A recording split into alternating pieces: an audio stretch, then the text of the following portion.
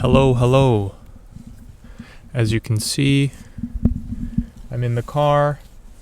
The snow is around us, but I will not allow that to prevent me from making one of these videos in the car.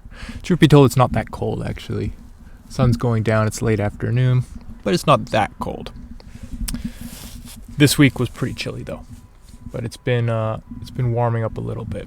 Today, the topic of the video, the book to be discussed, is Dracula by Bram Stoker. Now, this is a trendy book now. It's always been a trendy book. It's a big book. It is the vampire book. Now, it's been quite trendy now because Nosferatu, the movie by Robert Eggers, is out, and that's a very popular movie now. I do plan on watching that movie, so that is another thing. But I'm not reading it as much because of this trend. Well, perhaps I am, unknowingly, because of that. I am reading it because this was a book in my book club that was agreed that we were going to read. I didn't really have much say. I didn't have much say, and I kind of just went with it and was like, okay, yeah, what? Fine. I'd like to read Dracula. I haven't read it before.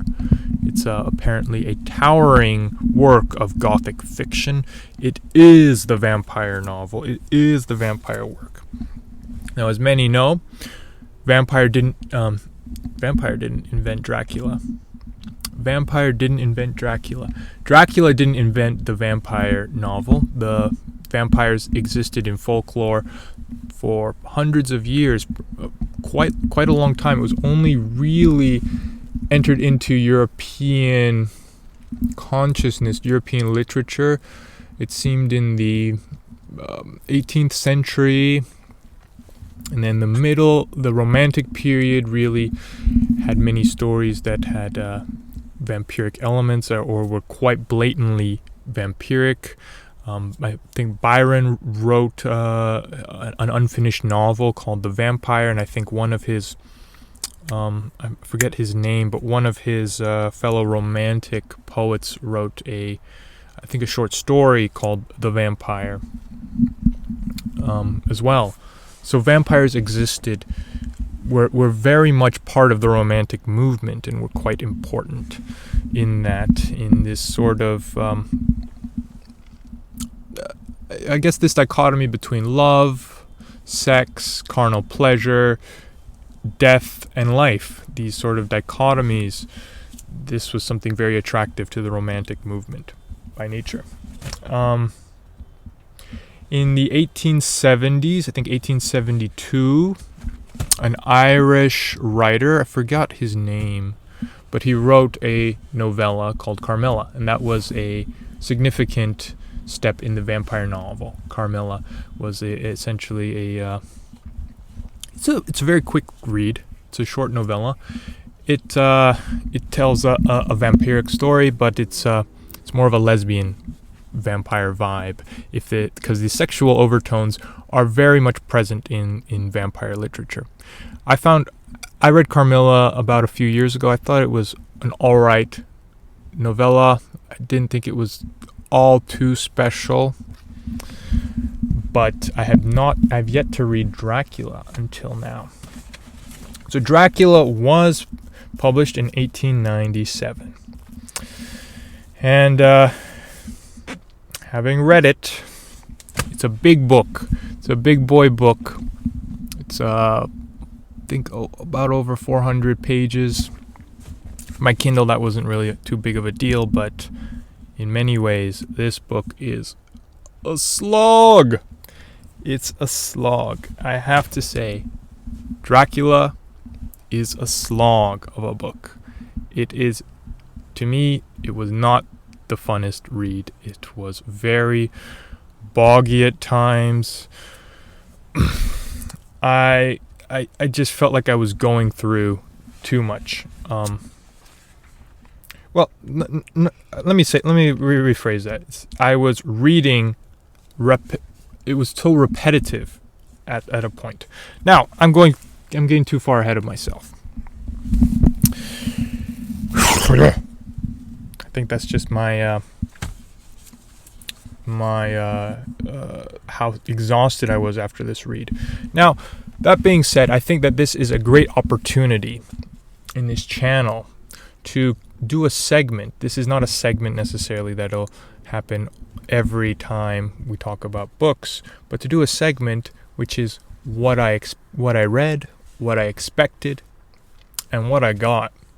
Dracula is the perfect book for me to start this little segment. Now, I don't do much editing for these videos. I don't do any editing really. I just kind of speak and ramble. But I will put this image up of what I read, what I expected, and what I got. And I won't do too in-depth elaborations in regards to these images, what they mean. Many of them are either sentiments or things that come up in the story. I won't elaborate more than this actual video, more than what will already be said later on. So in other words, I'm not going to actually talk directly about that image, but I will talk about this novel, and perhaps you can piece together what some of those images may mean. I think the very nature of that format, what I read, what I expected, what I got, is that things remain a bit unsaid in that regard. So, the book starts off very strong. Exactly what I expected in this vampire myth. You're at Dracula's castle, it's spooky, and one of them, I'll say who I thought was the main character, he's probably not really the main character, Jonathan Harker, is essentially, he has been asked by Dracula, he has been employed by Dracula to help him find real estate properties in England, and he starts to realize slowly that he is becoming trapped in this castle. Ooh, it's getting really spooky. It's slowly getting spookier and spookier at the start. So these first 30 pages, great. Then it transitions to England. And then there's a little lull as to what happens. There's a lull, a very pronounced lull. And we are introduced to the other characters in this story, the female characters who... one of whom all the male characters are infatuated with. All the male characters love Lucy Westenra. I shouldn't say all, but 3 of them do. And she has to decide, and she finally decides on Arthur Holmwood. The other 2 being Dr. Seward. He's he works in a mental institution, and Quincy Morris, who is an American character from Texas, and he's a very well-meaning character. He doesn't really get you don't really get too much insight into Quincy Morris other than he's American and he's a good guy.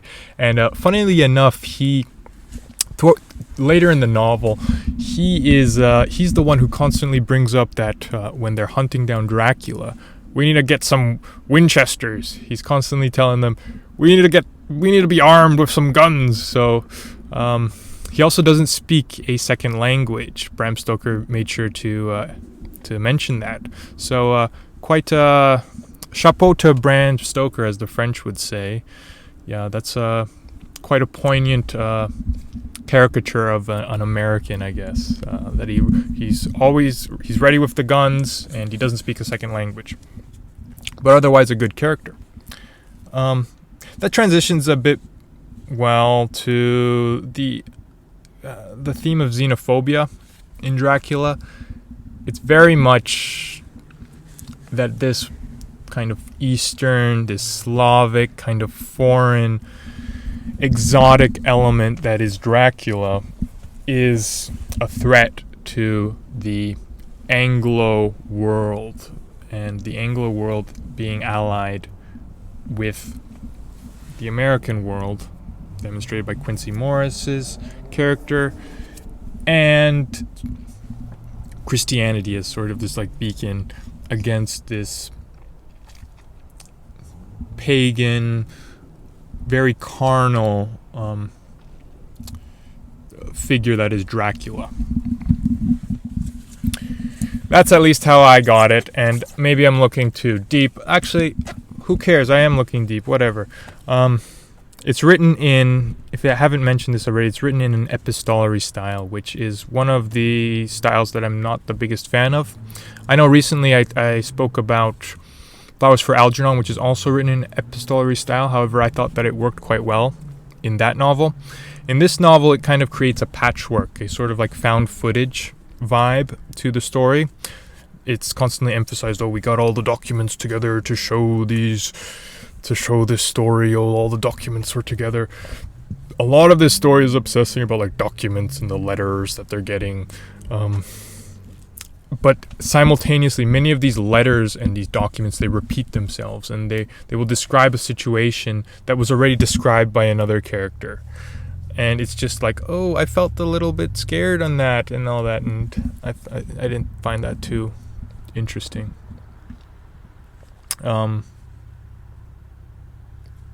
Otherwise, the middle section of the novel is so stuffy and so repetitive.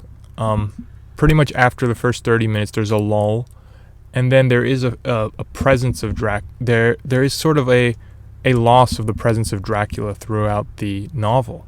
It feels like throughout the novel he doesn't become as important of a character, which is kind of strange to say, because at the start he's definitely quite there, but towards the middle everything is about him, but he himself doesn't seem to be there. He seems to be kind of a foreign figure.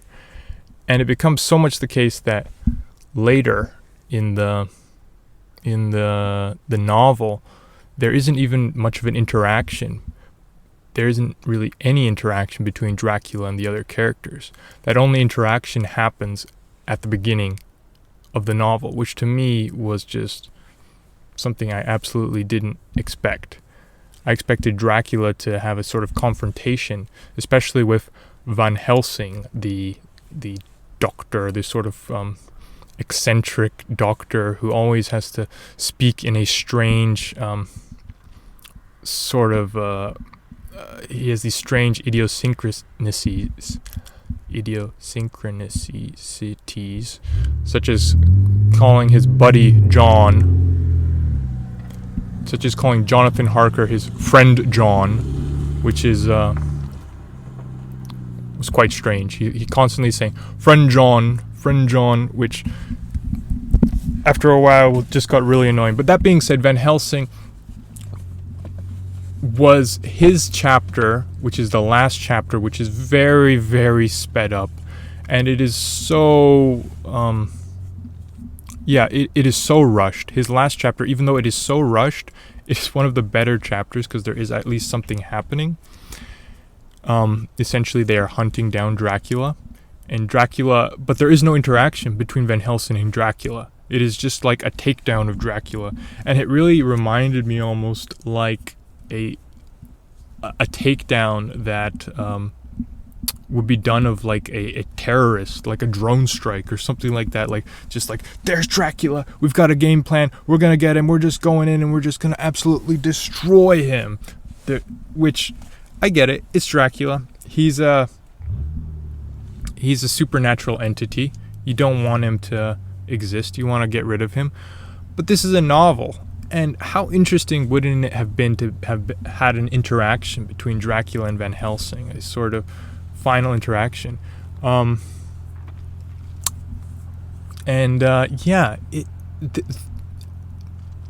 Most of the middle part of the novel is so boring and stuffy, and it's just these emergency meetings about how they're going to take down Dracula and sort of slowly uncovering things about Dracula. And